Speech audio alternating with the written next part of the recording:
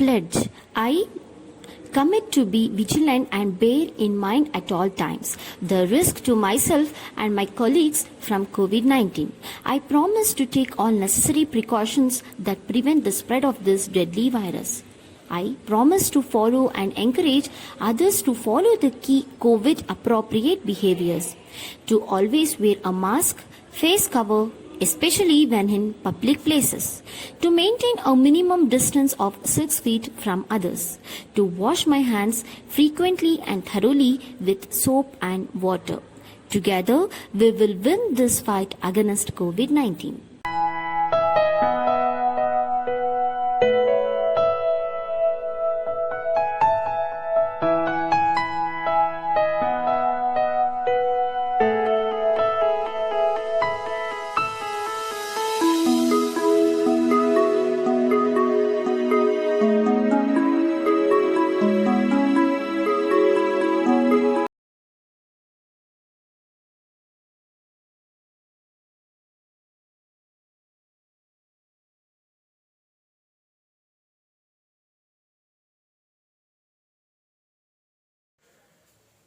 Good morning, students. So last class we started with the new lesson. So that was Mughal Empire. So previous class I just talked with you regarding sources.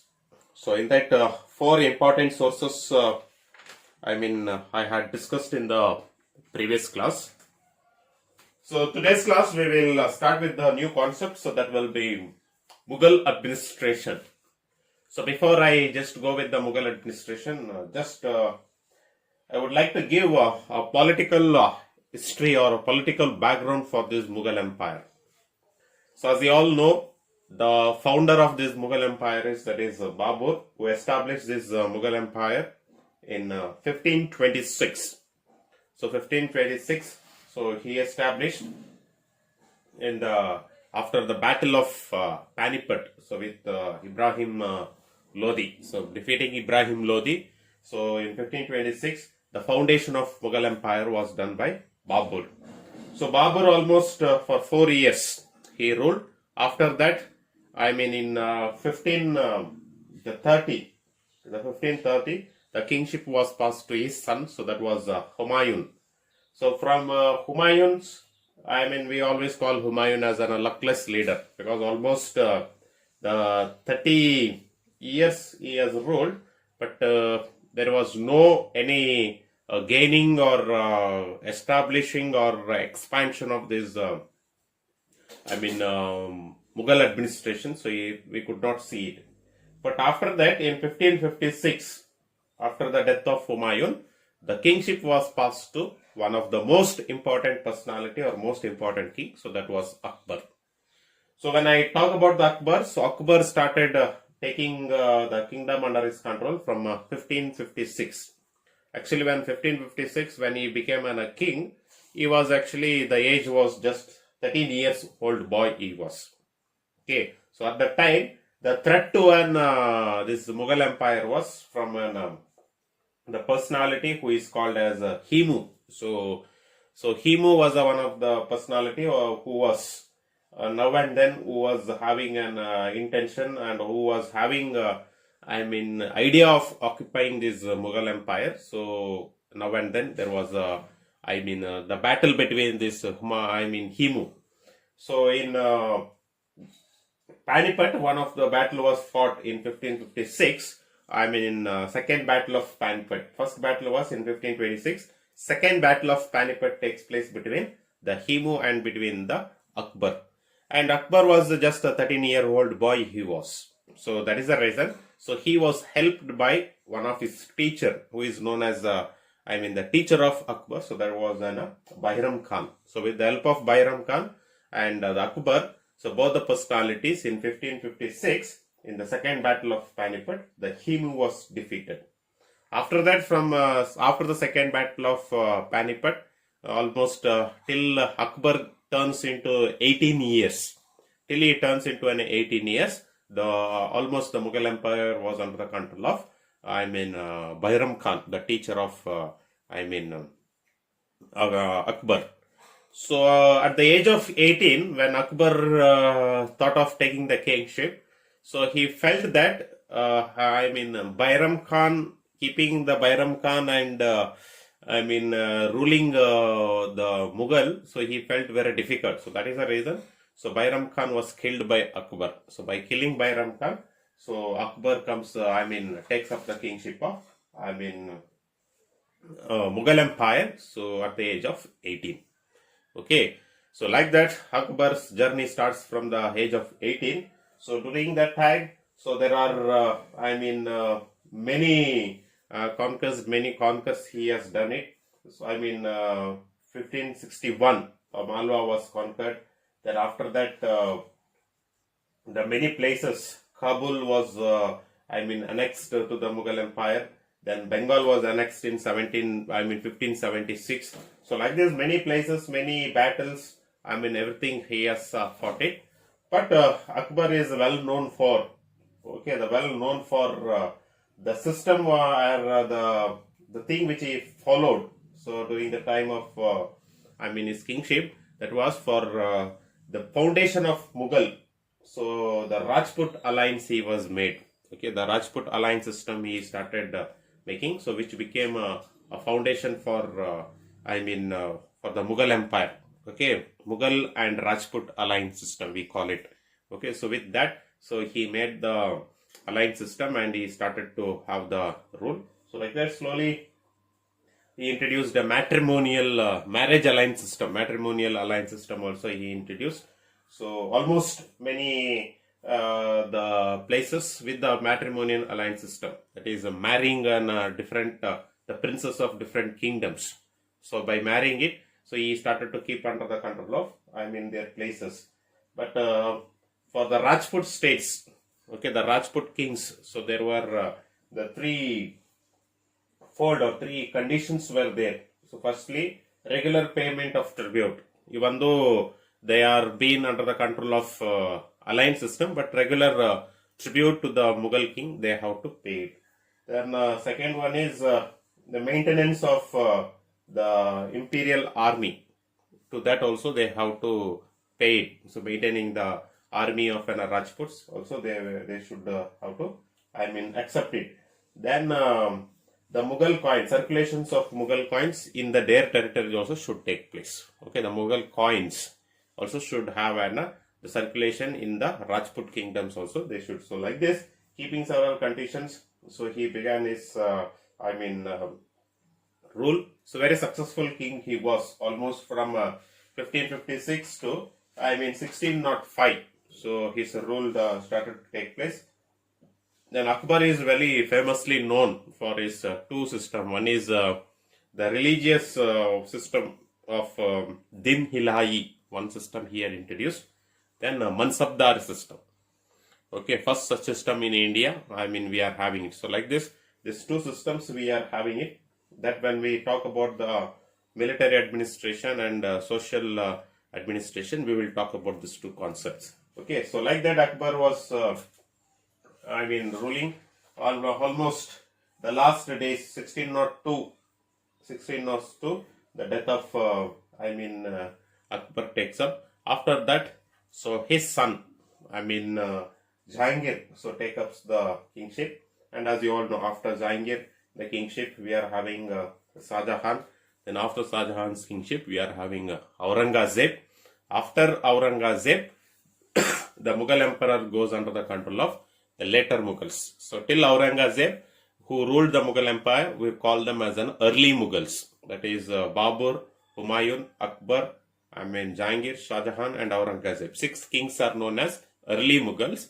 Then after Aurangzeb, from Muhammad Shah Jafar, from there to Bahadur Shah Jafar second, the last.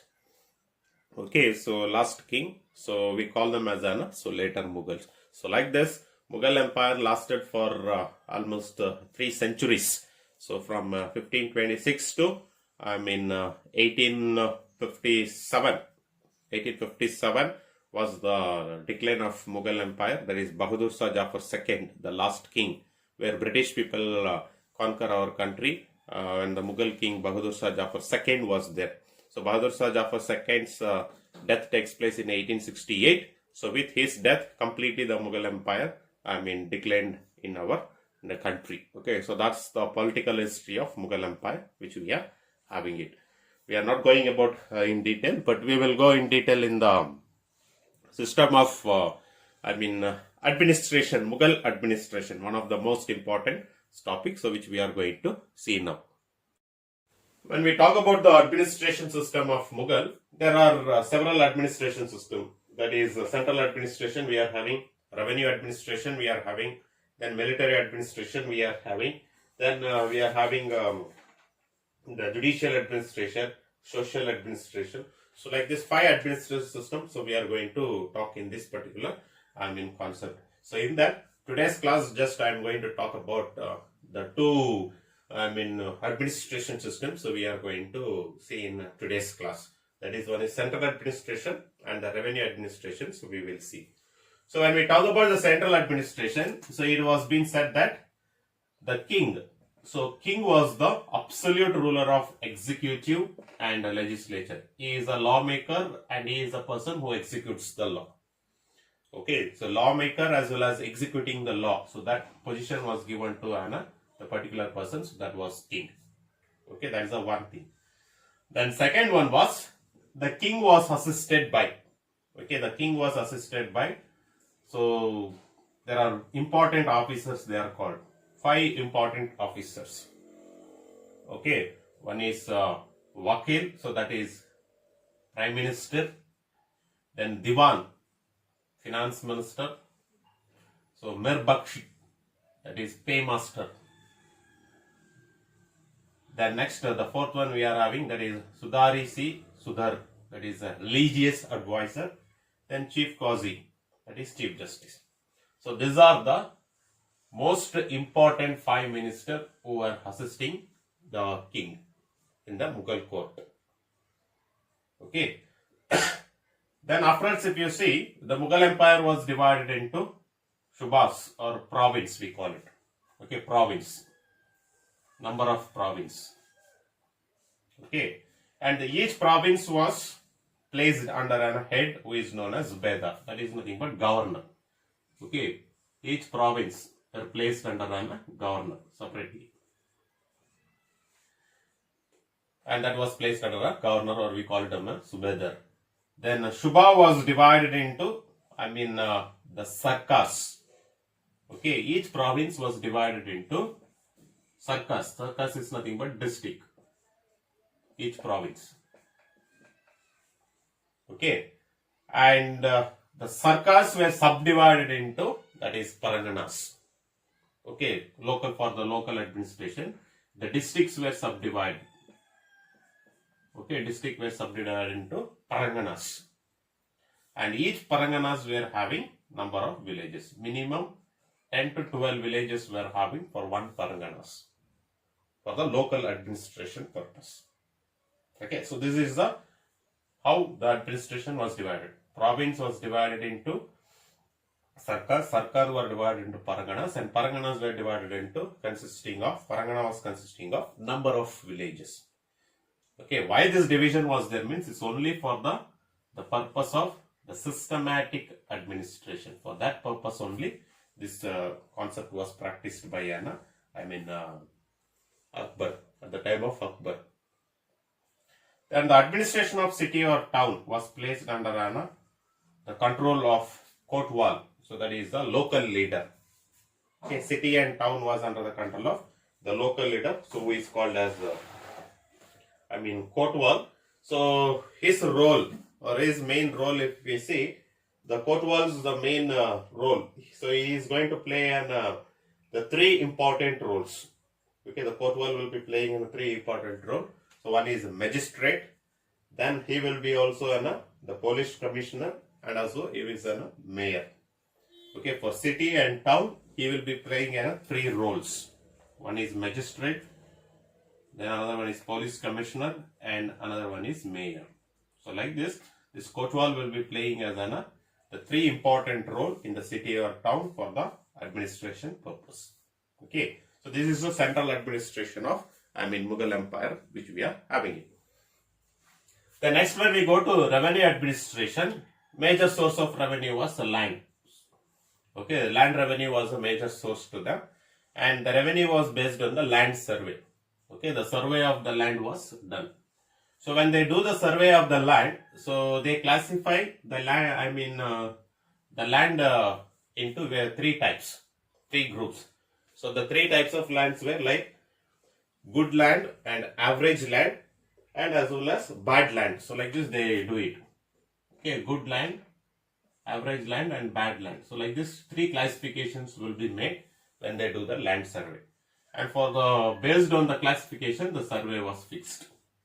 Now good land will be given the more revenue, it will be having less, and bad lands were not paying a revenue. Okay, and the revenue was paid through a kind and cash. Okay, in the form of crops as well as in the form of cash, the revenue was paid.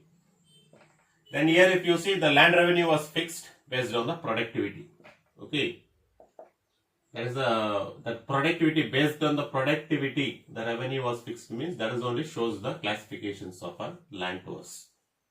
Okay, now you know good land will have a good profit, then average will have a medium profit. Bad land, they may do a cultivation or they may not. If they do cultivation, they have to pay the profit what they get, so in that they have to pay the tax. And the annual survey to determine the rate of taxation. And every year, once if the tax is fixed, it is valid for 1 year. So every year, the survey will be done. Based on that, the rate of tax will be increased, and it will not go more than 1/3 of the tax. Okay, so that is the one aspect so we are having. Then collection of revenue will be done under the control of, Diwan. So Diwan will be the person who will be controlling the collection of revenues in stock. So in that, one of the famous, Raj Todar Mahal. So he is one of the famous Raj Todar Mahal. So he is one of the famous Diwan of Mughal Empire at the time of Akbar. One of the famous personality, Rajput personality he is. Okay. Then the loans were given to the cultivators. For farmers to cultivation, the loans were provided from the Mughal Empire. That also was given. Then very important thing, if you see here, the land revenue was reduced at the time of famine and droughts. So when there is a big flood or a drought, when it is there, so the land revenue, it will be reduced for the convenience of the people. That means through the collection of revenue, we can see that welfare of the people is kept concerned by Akbar. Okay, that is one of the important aspects, so we can see it here. So that's about the central administration and Mughal administration, revenue administration we are having.